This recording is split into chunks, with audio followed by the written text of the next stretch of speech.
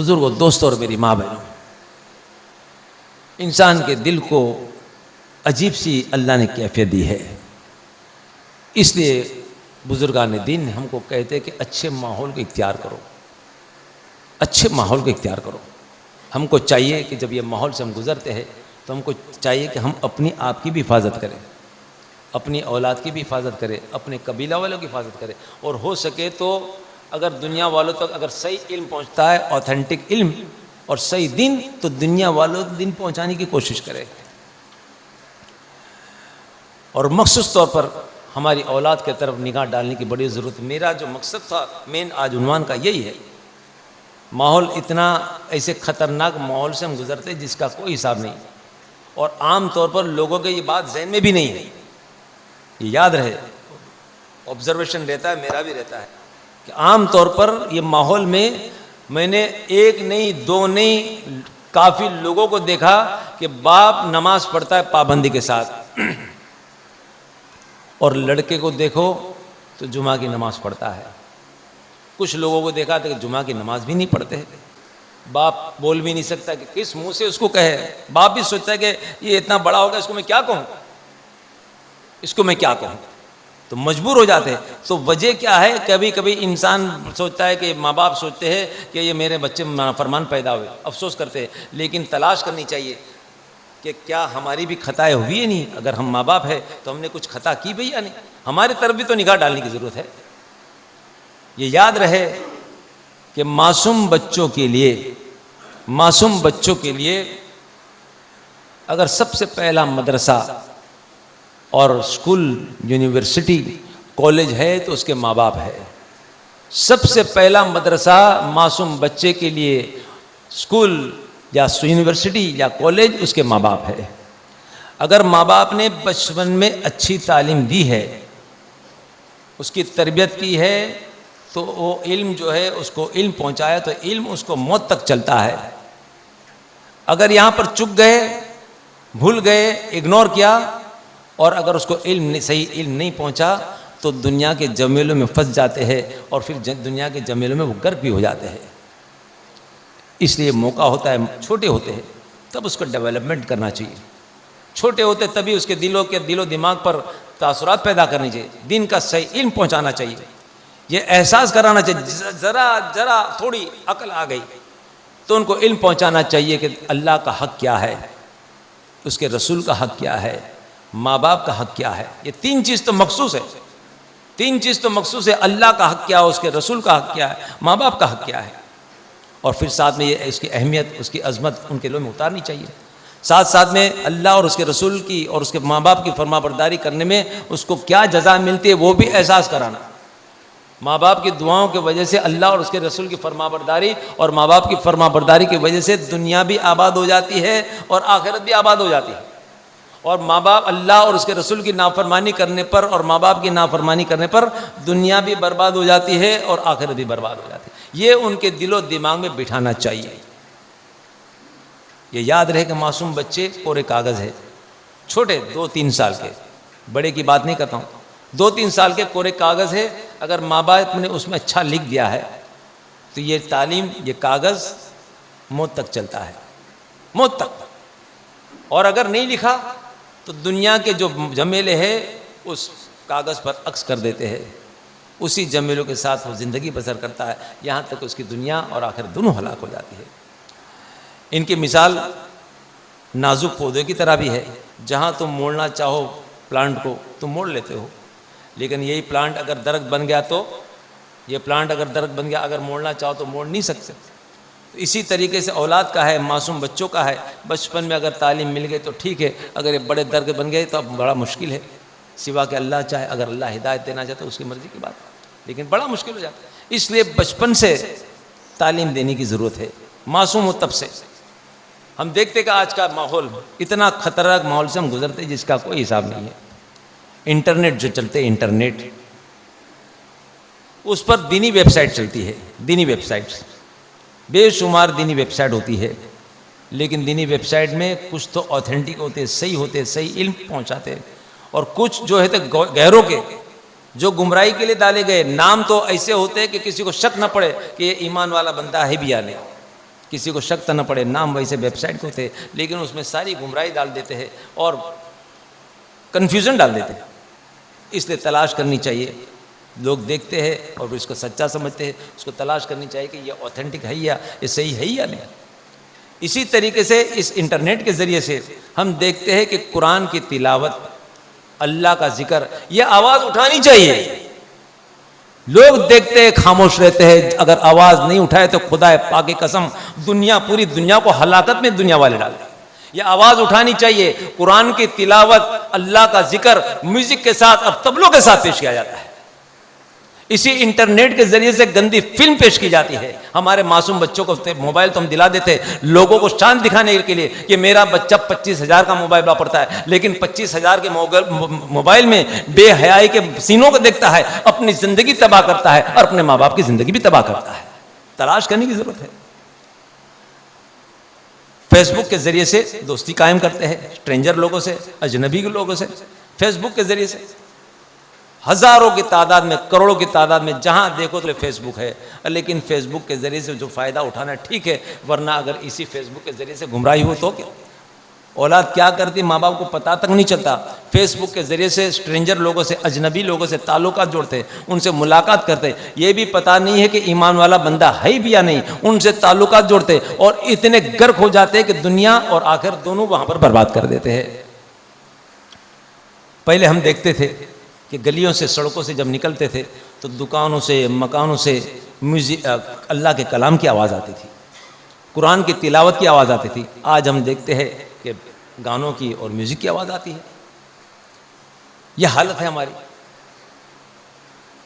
لوگوں کو دیکھا جاتا ہے کہ کانوں میں ایئر فون ڈال کر باپ مسجد میں پابندی کے ساتھ نماز پڑھتا ہے، لیکن لڑکا کانوں میں دونوں ایئر فون ڈال کر پورا دن بے حیائی اور نجائز اور نجاست کی باتیں جب سنتا ہے تو ماں باپ کو احساس تک نہیں ہوتا ہے کہ یہ میرا بچہ کان میں جہنم کی انگار ڈال رہا ہے.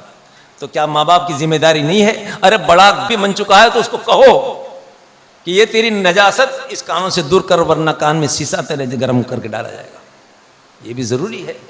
یہ نہیں ہے کہ ہم نے نماز پڑھ لی تو ساری ذمہ داری پوری ہو گئی. نہیں، اگر اولاد گمراہی ہے تو اس کی سزا بھی ہم کو جزا ہے، اس کی سزا بھی ہے. رمضان کے مبارک مہینے میں انجانے میں علم نہ ہونے کی وجہ سے مسلمان روزہ بھی رکھتے ہیں. پہلے قرآن کی تلاوت کرتے تھے، اب کان میں ایئر فون ڈال کے میوزک سنتے ہیں. اللہ کے رسول صلی اللہ تعالی وسلم فرماتے ہیں آج کا دن آنے والے دن سے بہتر ہے. قیامت کی نشانیوں میں سے اللہ کے رسول صلی اللہ تعالی وسلم 2-3 چیز صرف پیش کرتا ہوں کیونکہ پھر وقت میرا پورا ہو جائے گا. اللہ کے رسول صلی اللہ تعالی وسلم نے یہ بات کو پیش کی ہے کہ آج کا دن آنے والے کل سے بہتر ہے. مسجد عالی شان ہوگی. ہم دیکھتے ہیں کہ کیسی لوگ مسجد بنا دیتے ہیں.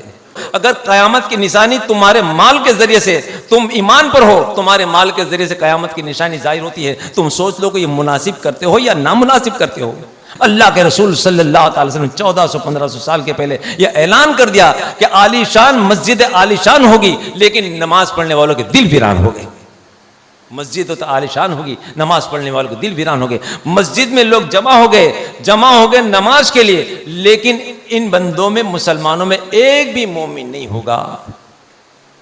بتاؤ کہ کیا حال ہے ہمارے، کیا حال ہے. یہ حال چل رہے ہیں اور بگڑتے چلے جائیں گے.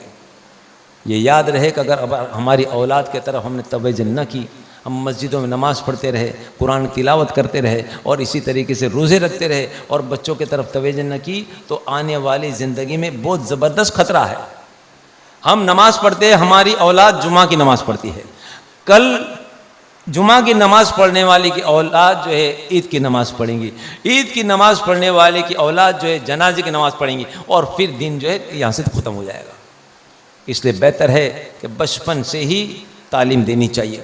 یہ تلاش کرنی چاہیے اولاد نے نسلوں تک دین کس طرح پہنچائے، اس کی نگاہ رکھنی چاہیے کہ ٹھوس کر بچے کے دل و دماغ میں دین پہنچانے کی ضرورت ہے.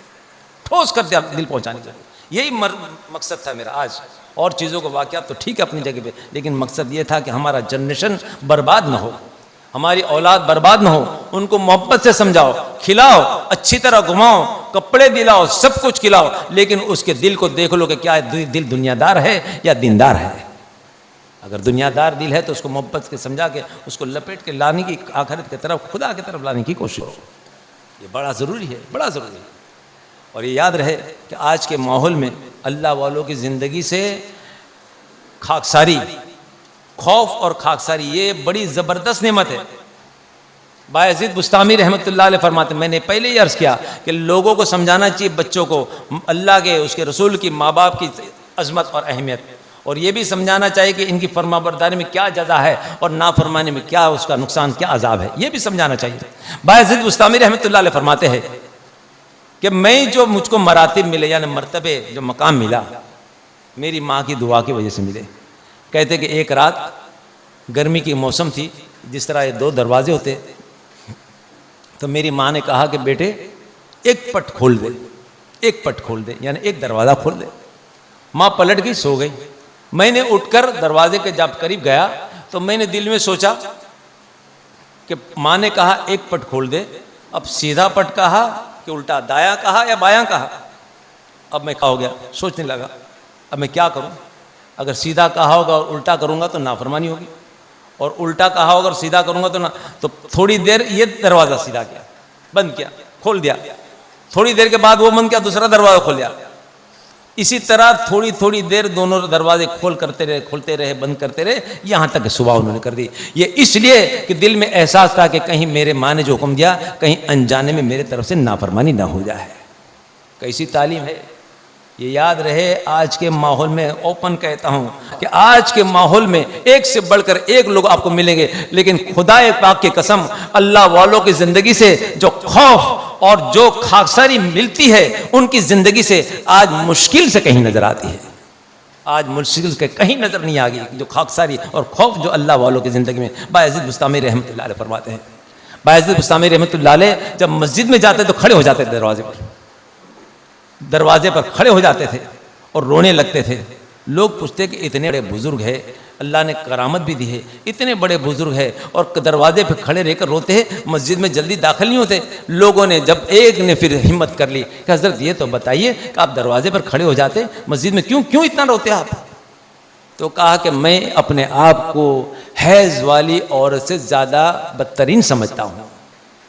میں اپنے آپ کو ایک حیض والی عورت سے زیادہ بدتر سمجھتا ہوں. اگر حیض والی عورت کو مسجد میں جانے کی اجازت نہیں ہے تو میں تو اس سے زیادہ بدتر ہوں. کہیں ایسا نہ ہو کہ میرے قدموں کی وجہ سے مسجد گندی ہو جائے. یہ اللہ والوں کی خاکساری، یہ معیار ان کی زندگی سے سیکھنے ملے گا. ان کی کتابوں، ان کے واقعات جب پڑھو گے تو دل میں تازگی پیدا ہوگی. ورنہ آج یہاں پر ماحول میں تلاش کرو گے تو خدا پاک کی قسم آپ کو مشکل سے کہیں ملے یا نہ بھی ملے، اللہ کی مرضی کی بات ہے.